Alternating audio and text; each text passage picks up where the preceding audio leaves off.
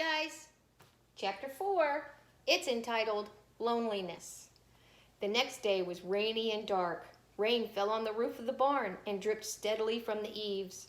Rain fell in the barnyard and ran in crooked courses down into the lane where thistles and pigweed grew. Rain spattered against Mrs. Zuckerman's kitchen windows and came gushing out of the downspouts. Rain fell on the backs of the sheep as they grazed in the meadow.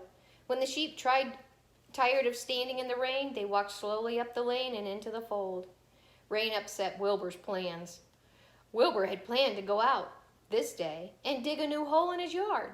He had other plans too. His plans for the day went something like this. Breakfast at 6:30, skim milk, crust, muddlings, bits, donuts, wheat cakes with drops of maple syrup sticking to them, potato skins, leftover custard pudding with raisins, and bits of shredded wheat. Breakfast would be finished at 7. From 7 to 8, Wilbur planned to have a talk with Templeton, the rat that lived under the trough. Talking with Templeton was not the most interesting occupation in the world, but it was better than nothing. From 8 to 9, Wilbur planned to take a nap outdoors in the sun. From 9 to 11, he planned to dig a hole or a trench and possibly find something good to eat buried in the dirt. From 11 to 12, he planned to stand still and watch flies on the boards, watch bees in the clover, and watch swallows in the air. 12 o'clock, lunchtime. Middlings, warm water, apple spring parings, meat gravy, carrot scrapings, meat scraps, stale hominy, and the wrapper of a package of cheese. Lunch would be over at 1. From 1 to 2, Wilbur planned to sleep. From 2 to 3, he planned to scratch all his itchy places by rubbing against the fence. From 3 to 4, he planned to stand perfectly still and think of what it was like to be alive and to wait for Fern. At 4 would come supper. Skim milk, provender, leftover sandwich from Lurvy's lunchbox, prune skins, a morsel of this and a bit of that, fried potatoes, marmalade drippings, and a little more of this, a little more of that, and a piece of baked apple, a scrap of upside-down cake. Wilbur had gone to sleep thinking about these plans. He awoke at 6, saw the rain. It seemed as though he couldn't bear it. I get everything all beautifully planned out, and it has to go and rain, he said. For a while he stood gloomily indoors. Then he walked to the door and looked out.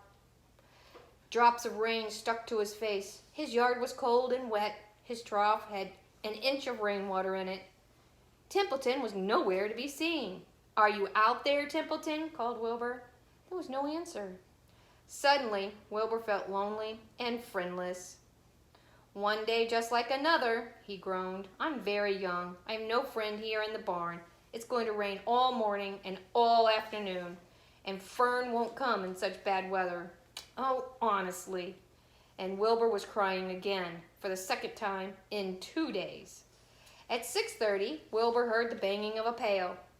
Lurvy was standing outside in the rain, stirring up breakfast. "Come on, pig," said Lurvy. Wilbur did not budge. Lurvy dumped the slops, scraped the pail, and walked away. He noticed that something was wrong with the pig. Wilbur didn't want food. He wanted love. He wanted a friend, someone who would play with him. He mentioned this to the goose, who was sitting quietly in a corner of the sheep fold. "Will you come over and play with me?" he asked.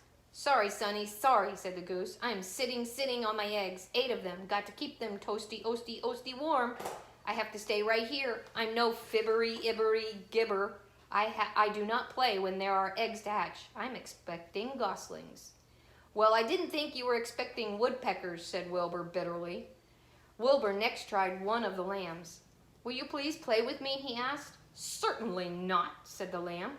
"I'm the first place. I cannot get into your pen, as I am not old enough to jump over the fence. In the second place, I'm not interested in pigs. Pigs mean less than nothing to me." "What do you mean, less than nothing?" replied Wilbur. "I don't think there is any such thing as less than nothing. Nothing is absolutely the limit of nothingness.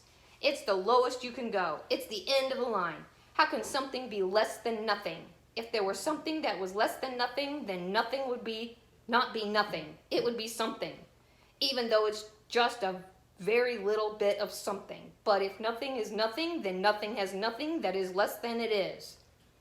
"Oh, be quiet," said the lamb. "Go play by yourself. I don't play with pigs."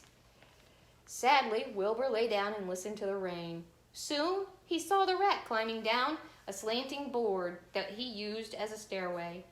"Will you play with me, Templeton?" asked Wilbur.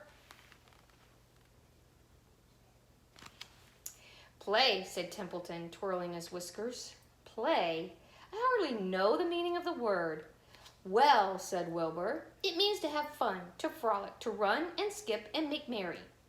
"I never do those things if I can avoid them," replied the rat sourly. "I prefer to spend my time eating, gnawing, spying, and hiding. I am a glutton, but not a merrymaker. Right now, I am on my way to your trough to eat your breakfast, since you haven't got sense enough to eat it yourself."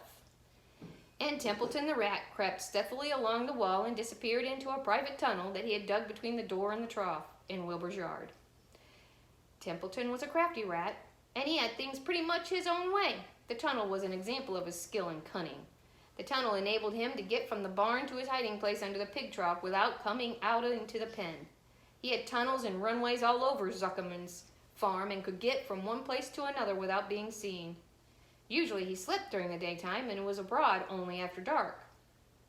Wilbur watched him disappear into his tunnel. In a moment, he saw the rat's sharp nose poke out from underneath the wooden trough. Cautiously, Templeton pulled himself up over the edge of the trough. This was almost more than Wilbur could stand, on this dreary, rainy day, to see his breakfast being eaten by somebody else. He knew Templeton was getting soaked out there in the pouring rain, but even that didn't comfort him. Friendless, dejected, and hungry, he threw himself down in the manure and sobbed.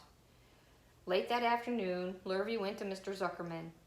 "I think there's something wrong with that pig of yours. He hasn't touched his food." "Give him 2 spoonfuls of sulfur and a little molasses," said Mr. Zuckerman. Wilbur couldn't believe what was happening to him when Lurvy caught him and forced the medicine down his throat. This was certainly the worst day of his life. He didn't know whether he could endure the awful loneliness anymore. Darkness settled over everything. Soon there were only shadows and the noises of the sheep chewing their cuds, and occasionally the rattle of a cow chain up overhead. You can imagine Wilbur's surprise when out of the darkness came a small voice he had never heard before. It sounded rather thin but pleasant. "Do you want a friend, Wilbur?" it said. "I'll be a friend to you. I've watched you all day, and I like you." "But I can't see you," said Wilbur, jumping to his feet. "Where are you, and who are you?" "I'm right up here," said the voice. "Go to sleep. You'll see me in the morning." In this one, I want you to draw me a picture or write out who you think is talking to Wilbur at the end of chapter 4. And remember, wash your hands.